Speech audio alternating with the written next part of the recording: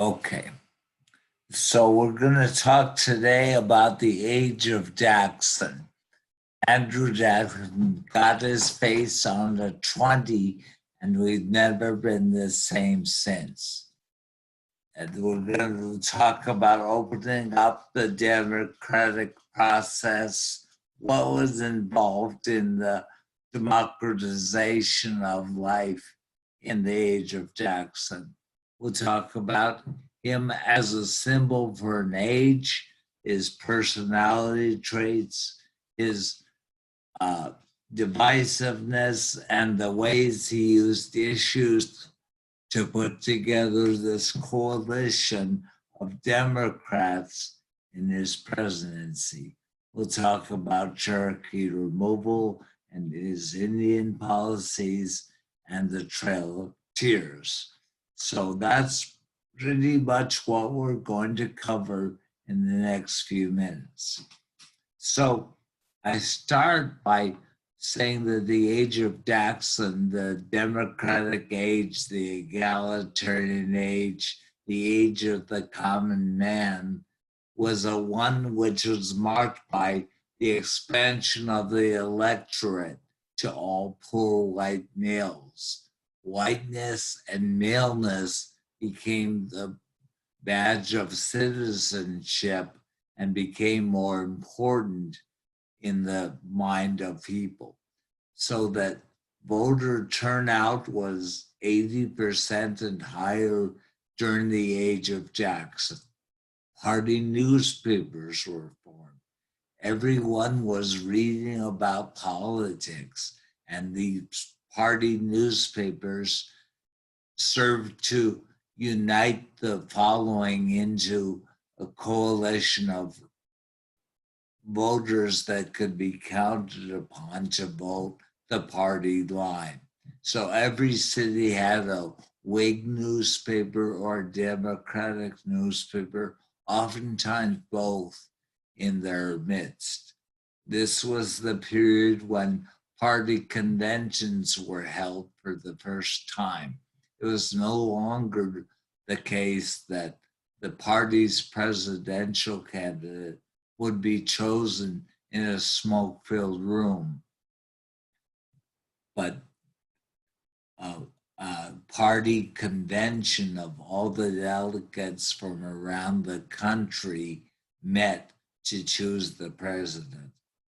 It was an era that saw the introduction of printed ballots that parties would provide for voters, and they could fill out this printed ballot to vote, as opposed to the previous viva voce voting, which was to announce out loud your preference for who you were going to vote for.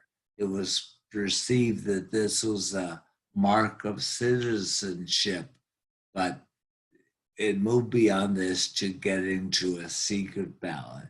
And the spoils system was meant to demonstrate that anyone, no matter how stinky or smelly, could be a member of the government in this common man's government.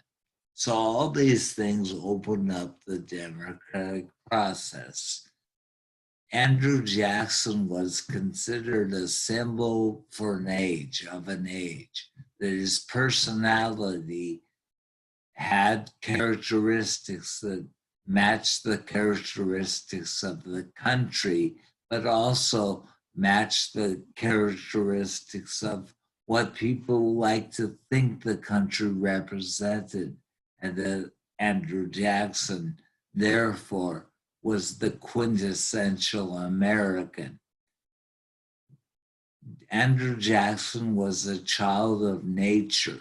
He was the first president who was not wealthy, who was not a slave owner, a plantation owning inheritor of wealth like the Virginia dynasty, or was not a member of the Adams family. He came from the backwoods of North Carolina, moved to the backwoods of frontier Nashville, Tennessee, and he stood for this kind of man, this man of nature, that he said he didn't have respect for a man that couldn't think of spelling a word more than one way. That this child of nature was a lot like the country, that America was a natural environment, that he was not book learned. He went to school, but he didn't reflect a sophisticated or educated kind of personality. He marked his memos with an okay, meaning all correct in his mind. So he was not book learned at all. He was a child of this natural kind of environment that produced him. He was also a child of providence, of godly. He was blessed by God. You can't explain the Battle of New Orleans with 2,200 British dying and only 80 Americans, except by invoking the hand of providence. Jackson was blessed by providence.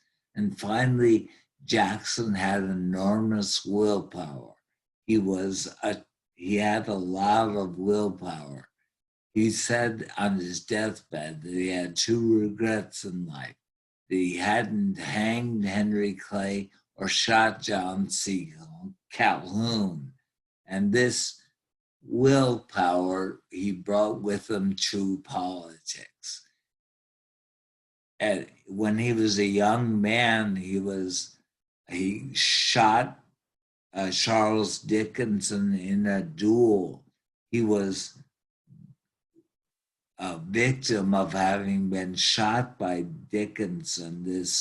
On the morning of the duel, Dickinson fired first. He couldn't tell how tall Jackson was. It was a misty morning. He wore a loose-fitting cloak. And so Jackson was shot about an inch from the heart. But after Dickinson shot Jackson, he merely steadied himself with his foot and raised the pistol calmly and shot and killed Dickinson on the field of honor. So he was a man of intense willpower and stood behind it. When he killed the bank and he vetoed the bill, Martin Van Buren said that Jackson, who was knocked out by a migraine headache, squeezed his hand till he thought all the bones of his hand would break. And Jackson said, "The bank is trying to kill me, Mr. Van Buren, but I will kill it." So Jackson was a force of nature, providence, and will at the time, had a great deal of willpower, expressing that he could not bargain or be bought.